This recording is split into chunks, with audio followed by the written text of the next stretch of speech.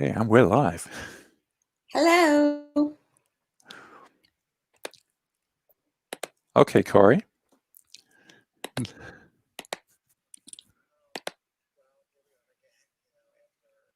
I can't hear Cory. I can't hear Cory. Okay, so there we go. Yeah, here we are again after our only 1 week away this time. Doing Stickynotes live or Stickynotes chat live, our live stream. Weekly. But today I think we're going to be talking about what life is like now as a UX job seeker, as a UX practitioner in the economy, in the world that we live in today. And I want to start kind of by talking about the big picture, the state of the economy, and it's not good. As a matter of fact, it's bad. Understatement of the century. And in fact, I'd say 2020 is probably one of the worst and most disruptive years that all of us have probably experienced.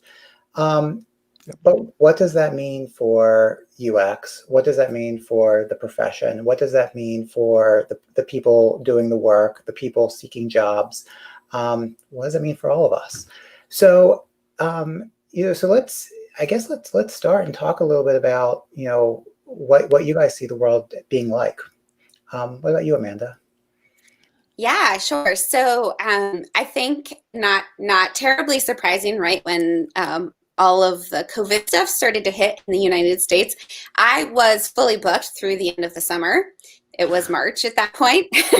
And within a matter of weeks, I had I think it was 5 total projects, either canceled, indefinitely postponed, or conversations I was having that went cold about potential stuff. So I definitely saw the immediate kind of dip. I, however, also almost immediately saw some other people that I hadn't had conversations with in a while kind of pop back up. And I have definitely settled into a not quite as busy as I sometimes am place. But one of the things that I have certainly noticed personally looking for a consulting type work is that timelines are very unsure. Fluid. Very fluid. I am a type of person who likes to plan ahead. I like to have things booked out several months if I can. And every conversation that I'm having right now is about right now, for the most part. And so the big difference I've seen is a whole bunch of stuff dropped, and then some other stuff kind of creeped back up, but the timeline is much shorter. Budgets seem to be a little bit smaller, not necessarily because people aren't willing to spend money, but because they're not sure what to plan for, which I think is pretty understandable given the current circumstances. But so I definitely went from super, super busy, big decline, kind of a little jump back up, and now I feel like it kind of comes in rolling waves, what people are open to. How about you? Well, it doesn't help when you've got a whole bunch of clients who are in the hospitality industry. So there was definitely a time when I was like, oh, this is interesting. Where's everybody gone? And the last thing they want right now is some research on some of the business plans that they had, some of the things they were up to, because all of a sudden they've gone into a completely different mode. And it's more, for instance, supporting their franchisees, supporting people through a whole bunch of situations that they may have had a game plan for it, but they never had to put this stuff into practice before. And putting stuff into practice, kind of different. So that work dried up, unsurprisingly. Yeah.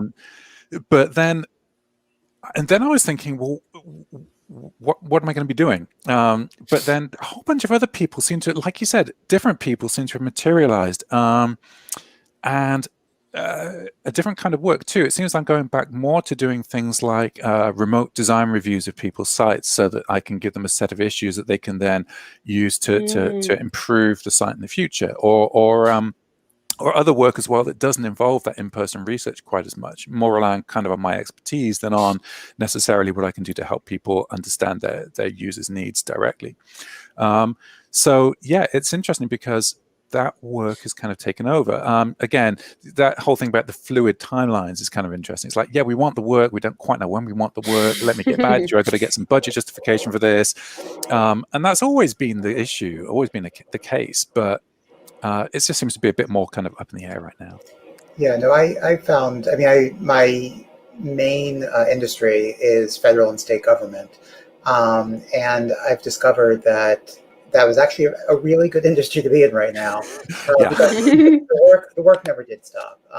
And that said, I'm not exclusively in that area, but certainly it's been a big chunk, particularly state government this year. And in that sense, the work has kept coming, and I felt very fortunate. But again, me too, it is also that world where stability is just not there, and projects have been slipping, and then they come back, and then a new project just appears from some nonprofit and such, and you're like, well, where'd that come from? It's been so fluid. So is there any rhyme or reason to these different projects coming in? For me, no. It's just like people, I found you on LinkedIn and I thought you might be, or LinkedIn Learning, I watched your courses and now I think you'd be an ideal person for doing this work for me. It's not clients I'd had a relationship with before, which most of my work is typically referrals from existing clients or repeat work from existing clients. This is just completely random stuff, which is great. Keep doing it. Keep bringing it my way. I've had some of both. I have one client right now who I had worked on something with a long time ago, several years ago, and we've stayed in contact and we had talked about maybe picking things up in the future. But I think the particular thing about them is that they are trying to shift their business to be more online friendly, whereas that was kind of a nice idea before. Now it's quite business critical. So that is the only pattern in terms of like people who have come back to me. Or there's another kind of project that I'm working on where it was kind of slow going, kind of slow moving. Maybe we'll get to that. Maybe we'll get to that. And it seems like the shift in how things are working, how everybody's working, has kind of brought some of those needs into focus a little bit. But on the other end of the spectrum, it seems fairly random to me. So that's not really any help for people watching, is it? It's like, well, you should really be focusing on this kind of clients or this kind of stuff. But actually there is something in it, because I think the people that have found me that wouldn't have found me otherwise have done so through stuff I've published. So I've built that online reputation, not necessarily with the intention of getting more work, but definitely it's made it so that people know that I exist and that I'm one of the people in this industry who offers this stuff. So definitely, if I was going to give people tips, that would probably, in retrospect, that would be one. It's like, make sure you've got stuff out there that people want to read. People think, oh, that person's smart. Or I wonder whether they think that when they read my read my stuff or watch my stuff. Obviously, they think he's a really trustworthy guy, so we should. I don't know what they're thinking, but that's something which has drawn people to me. If I didn't have that stuff out there, that content out there, they wouldn't know I existed, and they wouldn't know I offered these services, and they wouldn't have thought to approach me to see whether I could do any work for them. Yeah, and I think this might be actually a whole topic in itself, which is the insurance policies that being visible and being present, and so like on social media, in many different spaces probably give you when things kind of go south and you need to figure out, what do I do now, or how are people going to find me, or where can I exist when the physical space is no longer there for me. For sure. So, I mean, for a lot of us, I think, or for the three of us anyway, we're coming from this framework of that freelance consultant model, and I think there's a lot to be said there too. And I would say, in this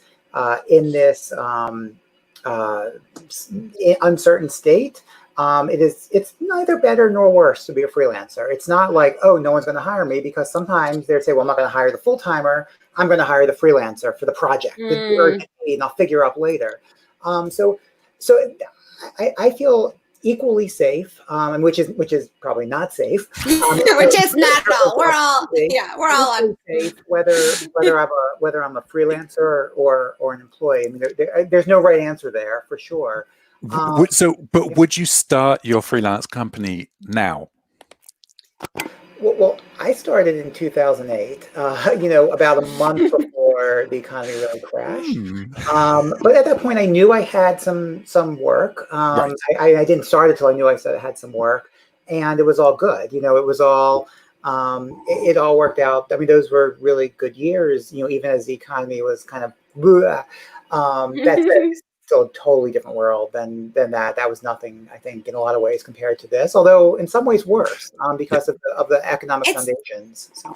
It's just different. It's like a different kind of crisis. Like, but I think one thing that I have to say, and so full disclosure, I graduated from university in 2008.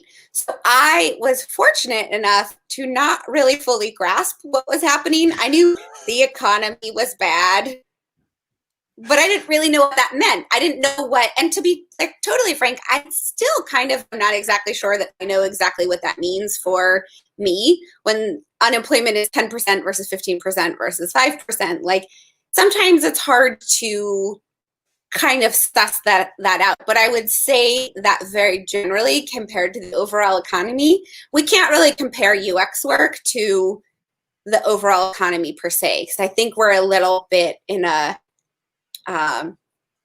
not in a bubble in a bad way, but I think that sometimes things that, not to say we're not affected, but I think things affect people differently in tech than they do in the rest of the world. Yeah, no, for sure. But I think those people that might be watching may not be freelancers, and to generalize, of course, when where we're sitting, we can feel one way in this framework. But I want to talk a little bit about what the world is like for those both in a job and those seeking a job with a company or with an organization. What do you think? It's a different world than it has been. But in some respects, yes, there might be less people hiring. But two things about that: the people who are hiring, still, you can probably be pretty confident that they mean it and that they will be around for a while. The other thing is, with more companies hiring with the intention of having people work from home, it might open up the geographic areas that you, as a job seeker, can.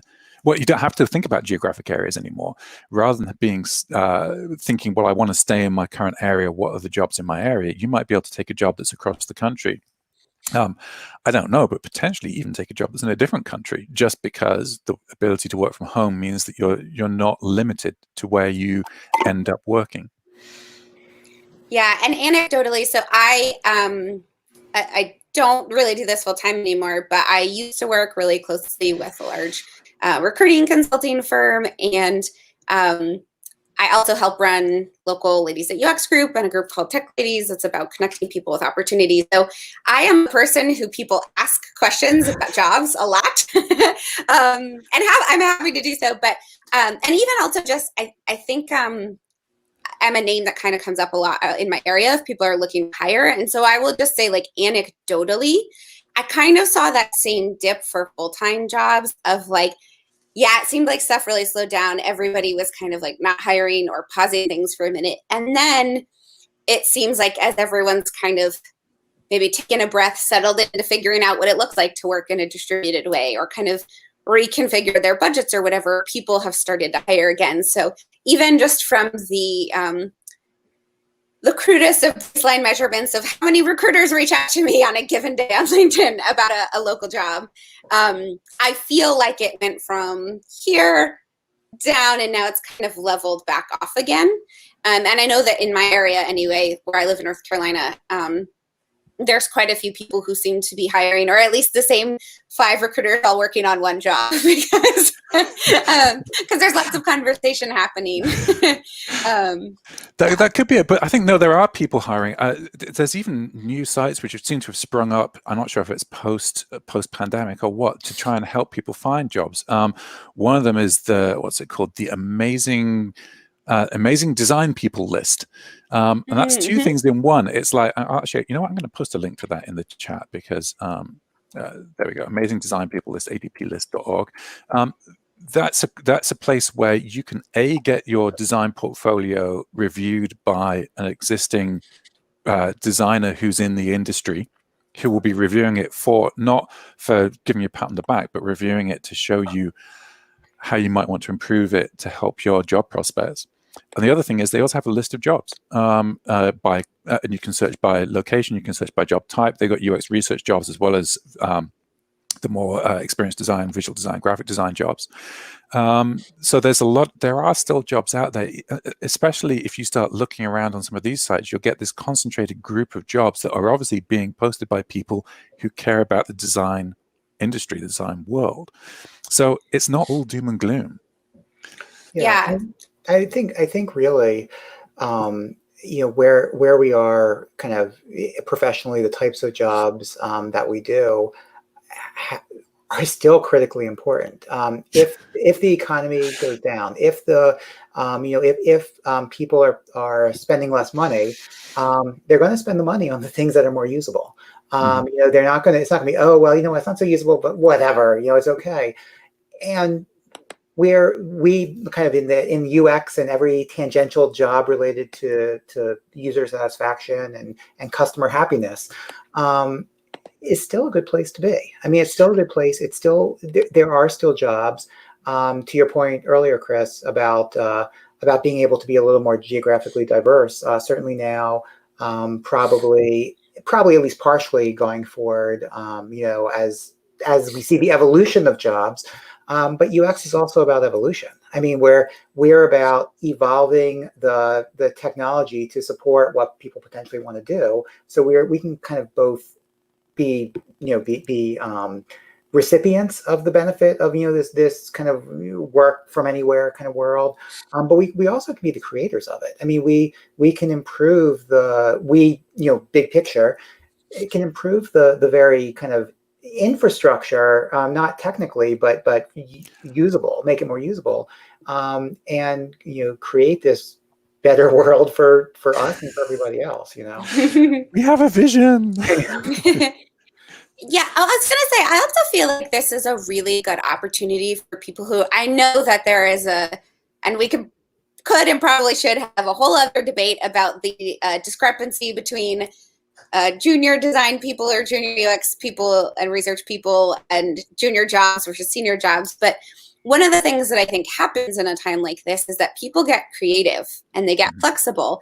And so if you're a freelancer, maybe that means you take on a little bit different kind of job than you normally do. Maybe you do some more digital marketing kind of type stuff, or maybe you end up doing a little product strategy where you normally wouldn't.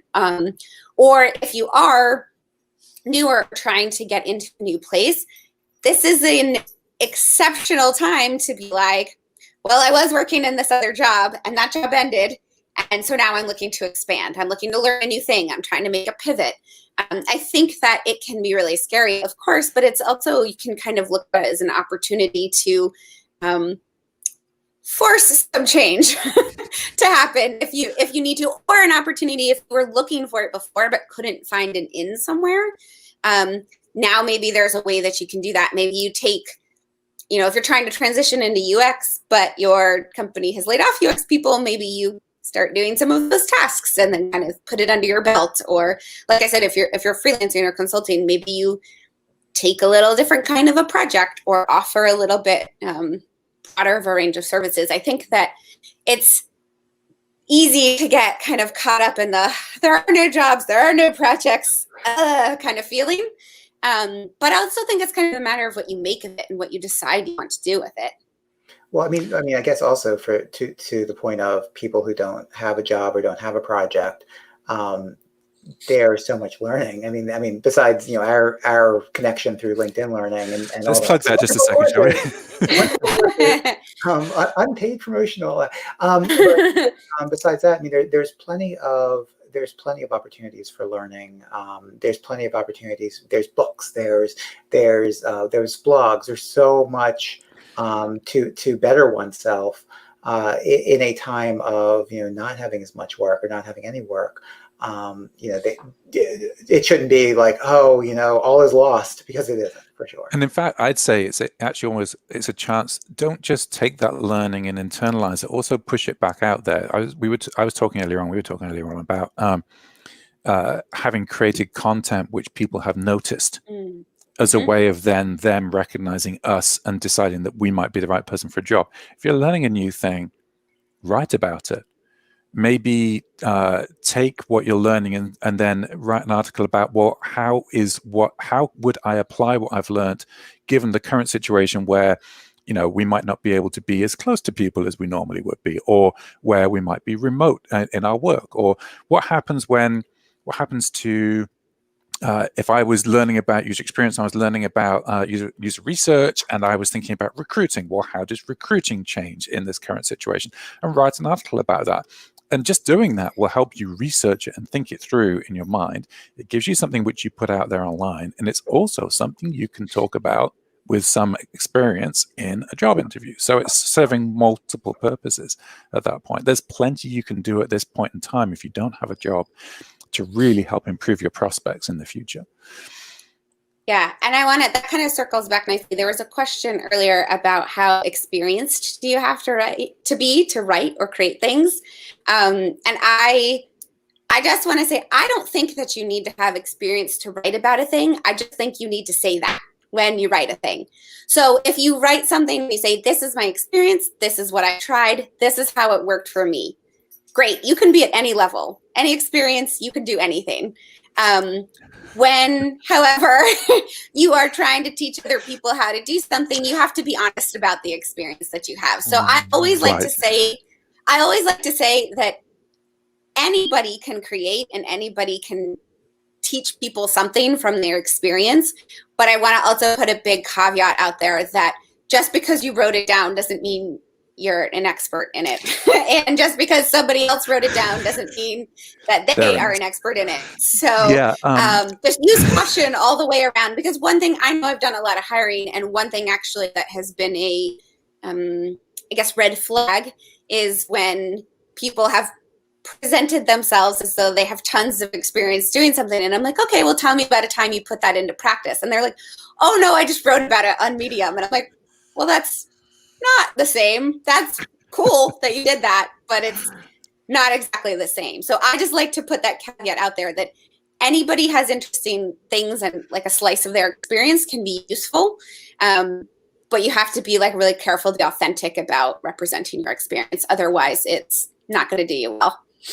Yeah, and so specifically to the Writing the Evil by Design book, I still feel like an imposter for writing it, but I think that's just a thing. Either you feel so. I'm not sure if people know about Dunning-Kruger, the Dunning-Kruger effect, which is kind of people who are underqualified overrate their expertise. People who are more qualified tend to underrate their expertise. So it's difficult to know really, am I just trying to be modest? Do I really not know what I'm talking about? Do I really know what I'm talking about? That's where talking with other people can really help you out. Getting somebody else to give you the bullshit meter can really help. And when you're writing a book, there's editors who do that for you. There's definitely a lot of kind of journalistic research you do when you're writing a book. And there's stuff where you think, oh, I didn't know about that before. But then you do some more research, you find out more about it. And if you've got a structure that you have already built in your mind, or from your experiences, it's easy to plug it into that. So for instance, a background in psychology helped me understand more about some of the parts of the persuasive design experience that I didn't know so much about. I wasn't coming to it completely blank. So yeah, it built into my existing experiences. Well, yeah, I think if we kind of take the honesty persona a bit, expand it out to everything. As really, I'd say as a UX professional, but really as any profession, in any profession, I mean, being genuine is a very good trait, whether it's how you present yourself kind of in your resume, how you speak about yourself in person. Just be honest. I mean, frame yourself from who you are. I mean, and obviously you're still going to have your stories, and you still are, I mean, you can still frame a story in a way that, you know, says, I did this stuff and I did this stuff really well. And, you know, it was wonderful. But to have that persona where like, you're like, yeah, no, I don't think that person's being honest about who they are or what they do, or where they've been kind of professionally, is, I think, one of the biggest kind of deficits one could have when looking for a job, but also, or looking for freelance work, but also just kind of trying to get out there and network, for that matter. Yeah, it's a tricky balance. I think we could also probably have a whole other conversation about Dunning-Kruger effect and imposter syndrome, and maybe we should add that to the queue. But I think it's sort of a matter. Yeah, write it down. It's a matter of sort of self-reflection, and also, you know, being able to kind of point to real world examples of things. So if you're ever writing about your own experience, you can't be wrong about what your experience was. You might have things you learned, you might have things that went well, what didn't go so well. You know, that is always going to be true. Whatever you've experienced is always true. And we can put a pin in that and revisit it in another chat, because I think that probably deserves its own hour. And Soumya asked a question, you know, how can you be modest at the same time that you're good at something? And I think what I would say is, you can say, I did this awesome thing and it was so awesome. It was amazing. Everyone thought I was amazing. And, you know, they looked at me and they said, wow, you know, you're wonderful. You could be like them. People are like, ooh, that's awful. Or you could be like, yeah, I did this thing. We learned these things, and then let people come to their own conclusion that it was awesome. You don't have to shove it at them. I was awesome. I was awesome. I was awesome. Just stop, you know, just the thing that helps with that, where you don't have to be modest about it, you just have to be factual about it, is talk about outcomes rather than output. And this is something we talk about in development too. Is like, you don't measure output, because otherwise people just write more lines of code, because that gives you more output. What you're measuring is outcomes. What was the effect of doing this? And it's pretty obvious you were awesome if the effect of some of the stuff you did was a major savings in cost for a company, or it influenced certain people to do a certain thing, or whatever it is. That outcome, the results, will speak for themselves. So you don't have to be modest, you just have to be honest about it, but make sure that you're framing it in a way that helps people understand just how awesome you really are. Yeah. Implicit awesomeness. Implicit awesomeness. That's a whole topic in its own right as well. Yeah. I want to circle back to somebody else was asking about industries and sort of like what things might be most affected or whatever. And I just kind of wanted to circle back, because I've been thinking about this a lot, because I've been having lots of conversations. So I think that in this particular time, there are certain industries where it's pretty obvious that they're going to take a hit. Travel and tourism, hurting a little bit right now. Yes. However, I also think that an industry that is struggling also potentially, you know, while they may not have the same budget, there's also sometimes potentially some places to change now. So I mentioned that one of my current clients is a company that's starting to do more online. They're a marketing research facility firm, basically, and they do recruiting. And they have been a very traditional, like, in-person kind of a place. And so while they don't have unlimited budget, it's not going to last forever. That's actually a really good opportunity for them to kind of focus on changing quickly, maybe more quickly than they would have liked. But I think that when it goes back to that kind of like the question about industry and what's doing well and what's doing not, I'm not sure that we can be that. I'm just going to say this at least once every one of these sticky note chats. It depends. because Thank you for it saying always that. It is depends. time for that. Yeah. Yeah, it's just, it's, 30 minutes in, I've got to say, it depends. Because while overall, maybe the market research industry has gone down, maybe there's opportunity to make this one thing better. Maybe overall travel and tourism has gone down, but there's an opportunity to do some virtual tours of museums, which didn't exist before.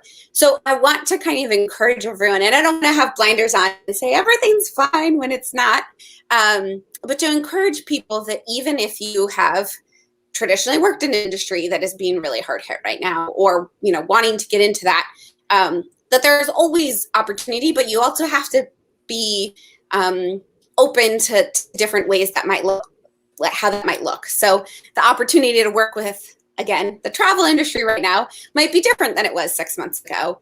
It doesn't mean there's nothing. It just means you might have to offer smaller chunks of work, or maybe rather than working there full time, you can offer to do some consulting for them for just a little project or something. So I kind of want to put it out there that just because an opportunity doesn't exist how you thought that it would, doesn't mean that it's gone. It just means it looks like something different now. And that's been my experience over and over. I mean, I'd throw in, I think, I felt fairly insulated in terms of having, yes, certainly ripples, but not in a terrible way.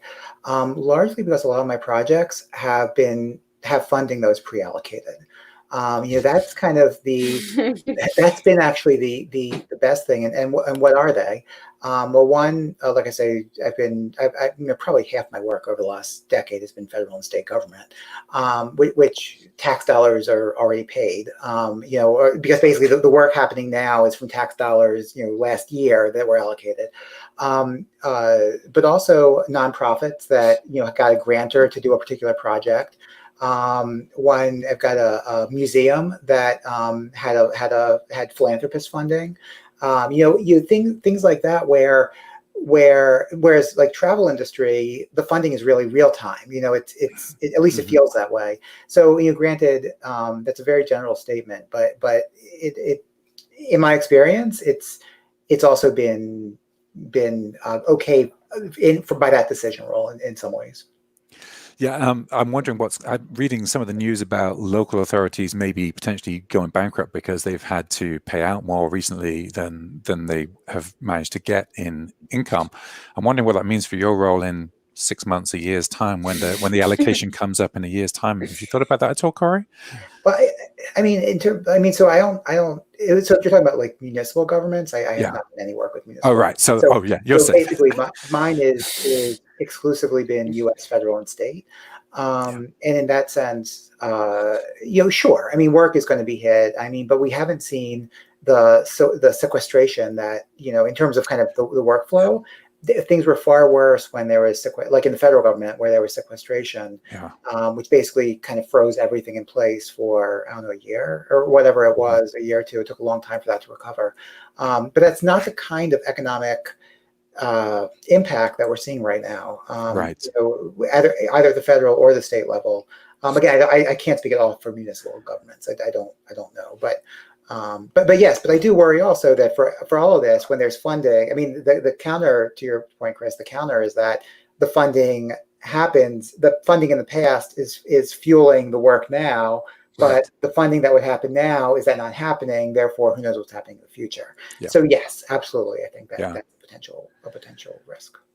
So I have a question for you guys. It's based on something that from Amanda's last point and from your point, which is, what do you think about working for free?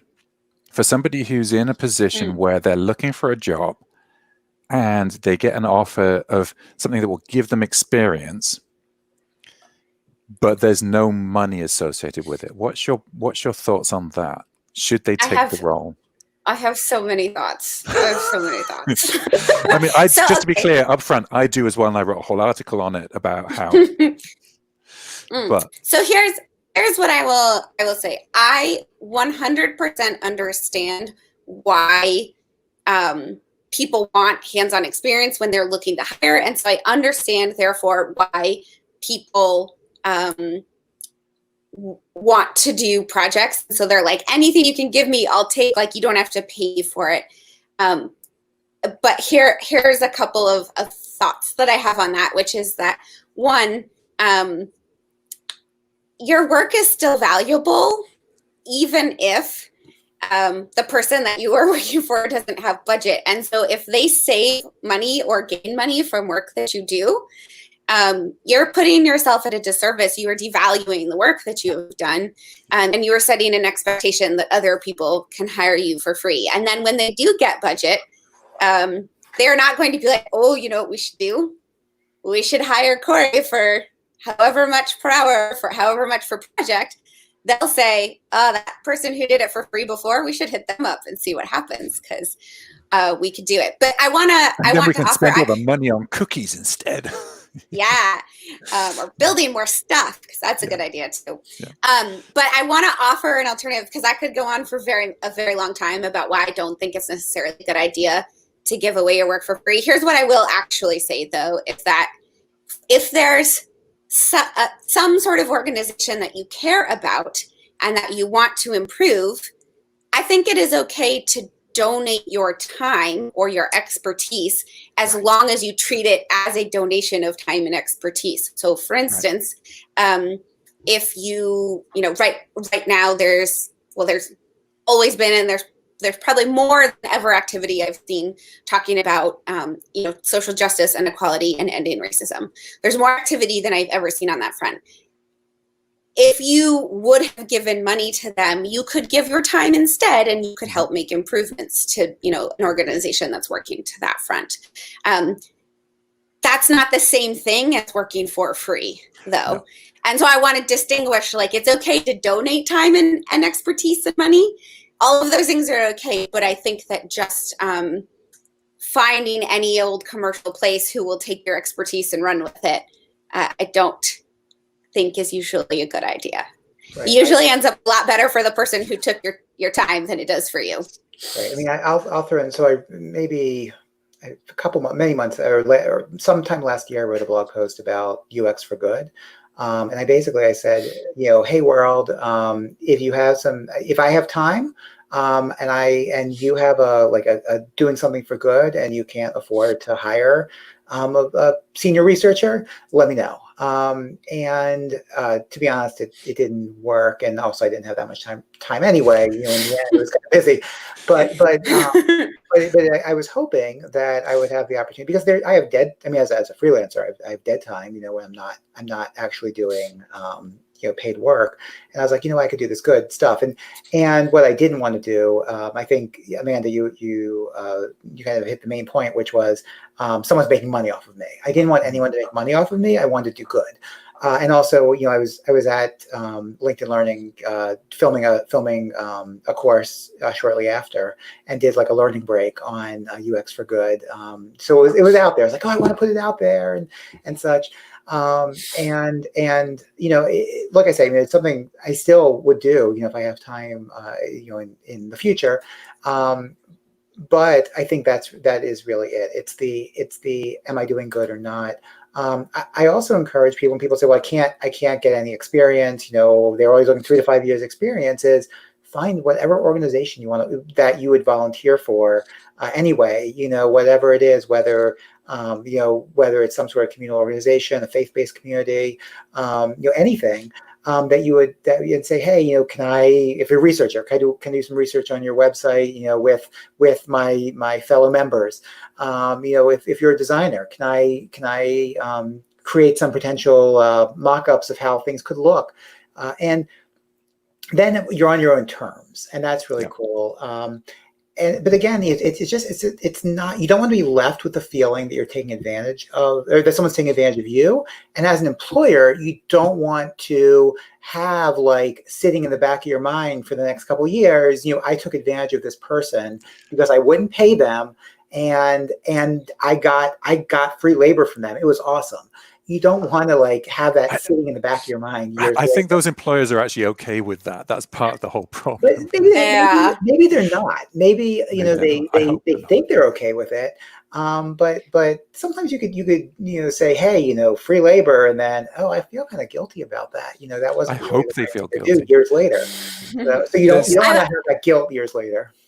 I want to so, put out an additional piece to that too, which is on the other end of things. If I'm hiring someone, which you've done a fair amount of, if you are just like wildly approaching people to redesign their websites, that doesn't actually have a whole lot of relevance to what it's like to work in almost any project I've ever been on, because every project has constraints. There's time and resources and political conversations and constraints about what's technically feasible and what the budget is. And so while it's not a waste of time potentially to do an exercise to redesign a very poor website or something, it is a much better use of time to be actually working in congruence with, the rest of the team at the faith-based organization or the nonprofit that you're working with or something, and say, I worked with this real team.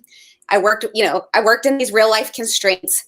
Here's what I was able to do. Here's what we learned. Here's, whether you're a researcher or a designer or whatever role you're in, the real life constraints of working with somebody versus just like finding a website that you think is crappy online and redesigning it or running it through some usability tests, right, gives me more as a potential hirer of you, gives me a lot more context about how you'd be able to work with me and my team and the projects that we're working on or whatever. So I actually also think that it has to do not just with, you don't want to give away your expertise for free, but you also want to be in a situation where you really are able to add something valuable to your portfolio, and you really are able to add experience and expertise that will be reflective of what it's like to work in the real world. Because I don't think that always happens in those sort of exercises currently. No, just doing a mind exercise of, well, what would it be like if I could redesign this site? Let me redesign the LinkedIn site and I'll make it so much better than it is now. Yeah, you don't know what LinkedIn's goals are, the business goals. You don't know what their constraints are technologically,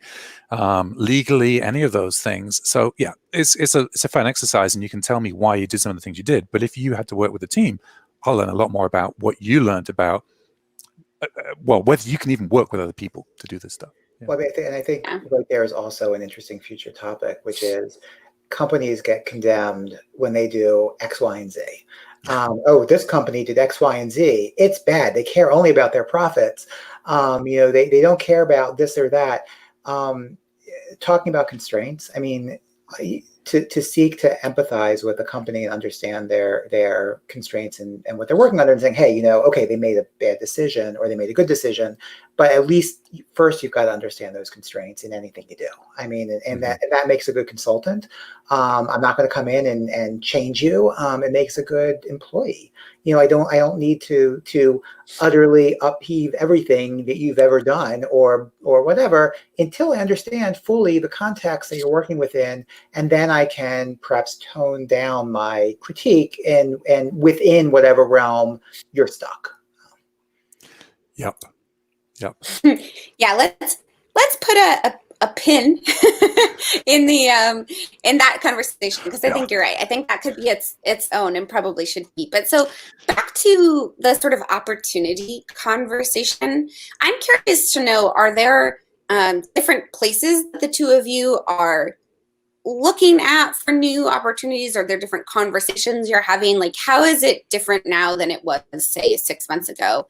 And dare we estimate about anything in the future or not at this point? Cory? Well, I mean, so I've been honestly pretty much coasting this year, where, and coasting doesn't mean I was coasting like perfectly, but that when the year, by January, I kind of knew I'd be fairly busy, and then it dipped and it went back. I dipped, it went back. I haven't had that much time for kind of real business development this year, which of course is going to kill me in 2021, regardless of the economy. But I'm still running off of 2019 kind of conversations, which is probably, again, has made me feel a little safer during these times. Yeah. Chris, have you had a moment to think something up? I was actually responding to comments in the chat. So what's it going to be? You're saying what's it going to be like in 6 months. I wish I had my prognostication toolkit available to me, because I'm not too good with that kind of stuff. Well, perhaps here's a better question, maybe. What, if anything, are you doing differently currently than you've done before? Is there anything that you're doing differently? I am taking more time to learn new things than I was before. I've always felt constrained by the amount of work I've had to not being able to keep up with the industry, keep up with what's going on. So I have actually made time for doing that, and there's so many free resources out there that you can do that with. I mean, sure, you can do things like you can get courses that you can go to, but there's also, one of the things I'm finding is looking at different industries which are related to mine, like looking in the marketing world, or looking in I've not done much quant work, like real data analysis work with analytics. So looking at things from that world, and there's so many conferences that put their sessions up on YouTube or up on Vimeo after the event, that you can create a conference in your living room from just that content, and you can learn so much from these people. So that's what I've been doing with my spare time, my kind of enforced spare time. But I don't know that that I see my job changing very much in the future, other than the kind of the continual change there always is in the industry. I think, Amanda, something you said about people accelerating their move to being having an online presence is something that might actually affect my work in the future. But right now I'm not seeing that. It's something that's interesting to think about, but I won't change what I do or how I do it. It just might be a change in the type of work I get. But when we're talking about the future, and all these conversations about work is going to be entirely remote, and we'll never have to have in-person contact again. That sounds awful to me. I love the ability. I love the fact that it's possible. However, being homebound basically for months, I really miss that physical presence of looking someone in the eye, and and I hope that I hope enough work doesn't change, that there's still, even if there is the ability to work remotely, which is awesome for a number of reasons, there's also the ability to be physically present, at least some of the time. So yeah. Yeah.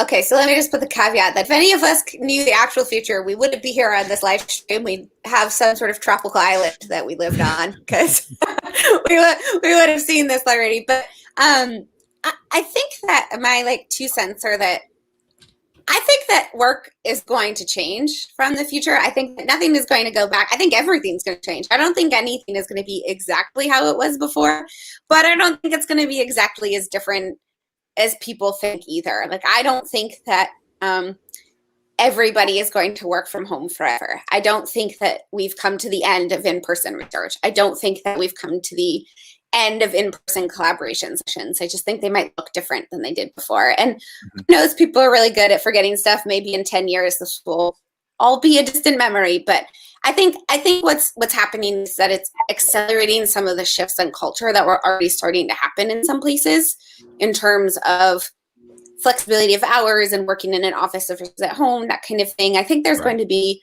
a shift in sort of outlook there, but I really don't think that everyone who's currently working from home is going to continue to forever. I just don't see how that's very possible. Yeah. But who knows? I didn't think murder hornets were possible either. So yeah. So murder hornets, the biggest issue that everybody has right now. Yeah. Well, when I was a kid, it was killer bees, but yeah. But so I think we've reached the end of our conversation for today. It all goes by so fast. Yes, I know, it's so sad. But it's not so sad, because we'll be back next week. Yeah, we will. And we haven't even discussed what topic we're going to use next week, but because we could tell you all about that now and give it a little teaser, but yeah, we don't know. So if you have requests, that was their still way of saying, if you have particular things that you would like for us to chat about, please let us know. You can tag any of us with the Sticky Notes hashtag, or you can go to our website, stickynotes.chat, or you can tweet at us or send us an email. Basically, all of the ways that you can connect to a person or a group of people, you can do that with us. So, or let us know in the comments here. Yeah. Yeah. So let us know because we want your feedback. Yeah, and in fact, this session was prompted by people's questions in the first place. Anyway, we had some more boring everyday kind of UX stuff to talk about, but people seem strangely interested in what their job prospects might be. So, yeah. Imagine that. Yeah. Well, yeah. So it was great to. I'm glad to get to talk with both of you, but also to get to I guess have us be present to all the people who are watching. So thank you to all those people as well. Yeah, you're what make this fun. So keep it up. Yeah. Yeah. Thanks for joining us, everyone. Okay. Thanks, guys. Bye. Bye.